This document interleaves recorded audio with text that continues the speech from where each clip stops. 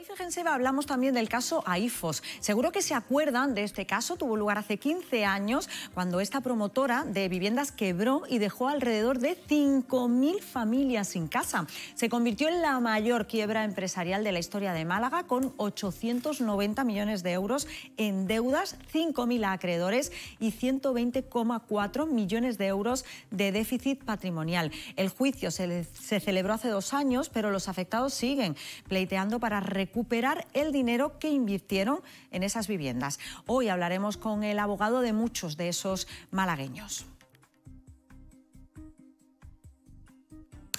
En un rato nos van a contar las novedades en relación con este caso, con el caso AIFOS. El caso AIFOS, no sé si se acuerdan, fue hace 15 años, se convirtió en uno de los casos más mediáticos relacionados con Málaga. Era la promotora AIFOS, hace 15 años, como les digo, quebró y dejó alrededor de 5.000 familias sin casa.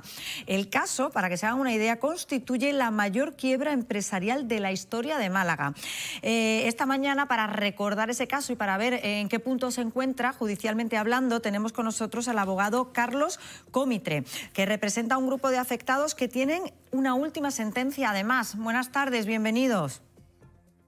Hola, buenas tardes. ¿Qué tal? Cuéntenos, ¿cuál es esa última noticia en el ámbito judicial relacionado con el caso AIFOS? A ver, el caso AIFOS, que como has comentado se remonta hace 15 años, que lleva un concurso de acreedores, atrapó dentro del concurso, dentro de ese procedimiento judicial, a cerca de 5.000 familias que veían que podían perder el dinero que habían adelantado en determinadas promociones, tanto en toda Andalucía y en otras partes de España también.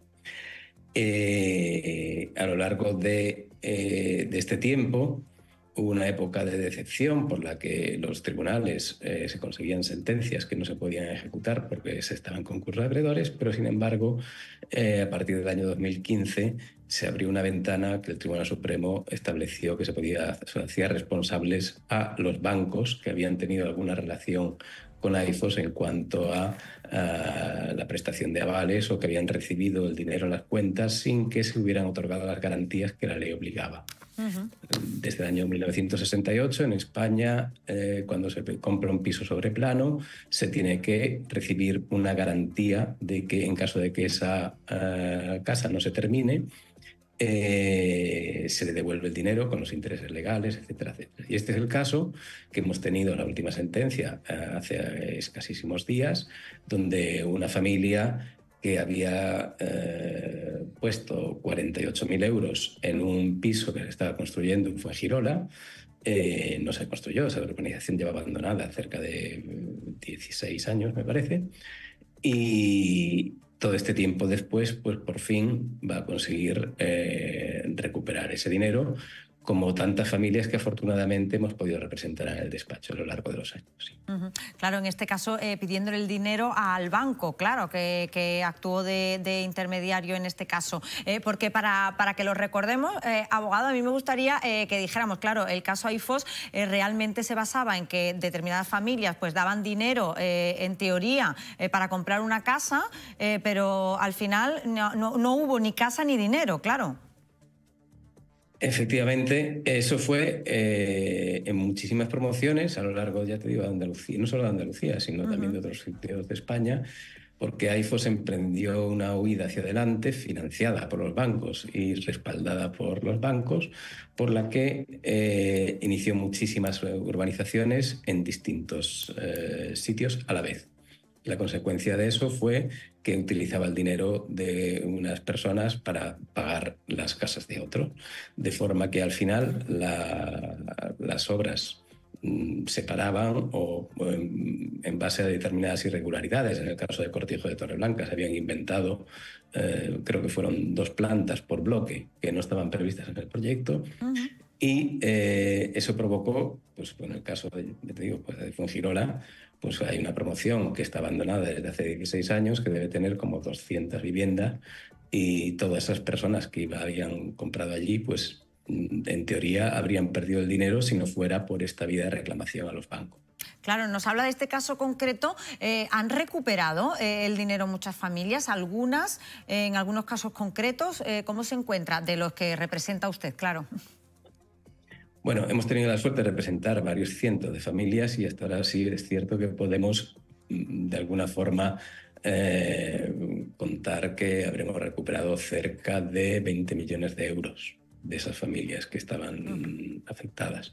Pensemos que a lo largo de los años, a principios del año 2000, pese a la existencia de esta norma desde el año 68 que obligaba a tener estas garantías, tanto las entidades financieras como las promotoras, no solo AIFOS, daban por ignorar esta ley. Es decir, cogían el dinero y no garantizaban las cantidades. Pero los bancos en su mayoría sabían perfectamente que estaba un promotor detrás, puesto que la ley de blanqueo de capitales obliga a saber de dónde se ingresa el dinero.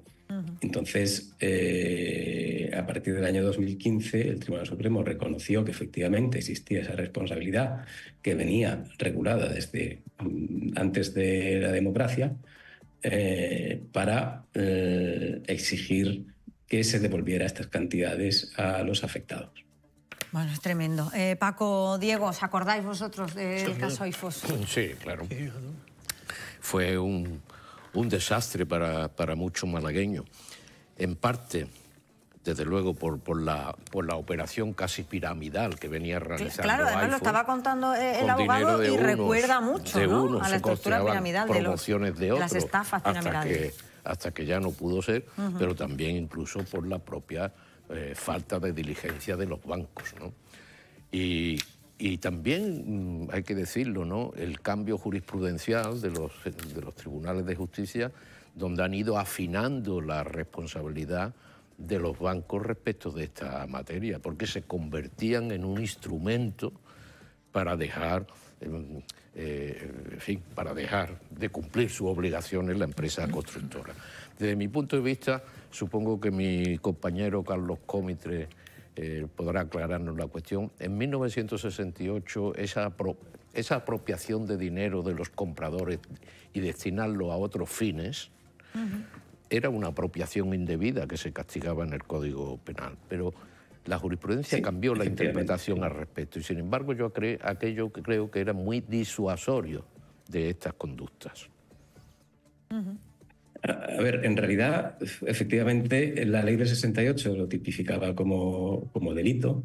Luego, una ley de ordenación de la edificación eliminó esta tipificación entendiendo que dentro del supuesto de apropiación indebida ya entraba estas cantidades. Y, de hecho, posteriormente a ese año hubo muchas condenas. ¿Qué pasó? Que los tribunales de alguna forma evolucionaron también. De hecho, hay personas o hay directivos de muchas promotoras que han pasado por la cárcel por esta razón. Posteriormente fue el Tribunal Supremo precisamente que en un giro que yo no comprendo muy bien entendió que prácticamente con que se hubiera dedicado €1 a pagar a un arquitecto para un determinado proyecto, ya no se daba ese tipo de apropiación indebida, sino que se consideraba un tema civil. Y entonces, allí, a partir del año 2015 también, 2016, hubo algunas sentencias absolutorias, incluida, por ejemplo, la del director de AIFOS. Bueno, Paco, no sé si quieres añadir algo. No, fue una gran... No debió ser estafa, fue una quiebra, un concurso acreedor que acabó en quiebra porque aquí no tenía ya viabilidad. Destrozó a muchas familias, hizo mucho daño a la economía malagueña sobre todo y a la confianza de la gente en comprar casas y demás, ¿no? Entonces todo esto ha creado un malestar que esperemos que nos recuperemos de ello, ¿no? Y eso fue lo principal. Bueno, y sobre todo que todas las familias afectadas recuperen el dinero, ¿no? Claro, porque se suponía que estaba seguro el dinero. O sea, se supone que siempre tienes la mentalidad de que cuando tú vas y ingresas en un banco con un contrato, un inmobiliario, una promotora, legal, todo en regla, etcétera, tú tienes una garantía de que se va a hacer. Yo quiero pensar que algo como lo que pasó no podría pasar a día de hoy, ¿no? Después de todo lo que hemos aprendido, ¿no? Es que el banco, quiero pensar. El banco depositario de esas cuentas de garantía tenía que vigilar, y ese fue el incumplimiento de los bancos, tenía que vigilar que el dinero que se sacaba de esa cuenta de garantía iba al fin para que el dinero se entregaba. Y ahí está el quid de la cuestión. Y ahí donde está el quid de la cuestión, de ahí la responsabilidad muchas veces del banco, claro. Vamos, casi siempre del banco. Casi siempre. Carlos Comitre, muchísimas gracias por habernos acompañado esta mañana. Mil gracias. Muchas gracias a vosotros.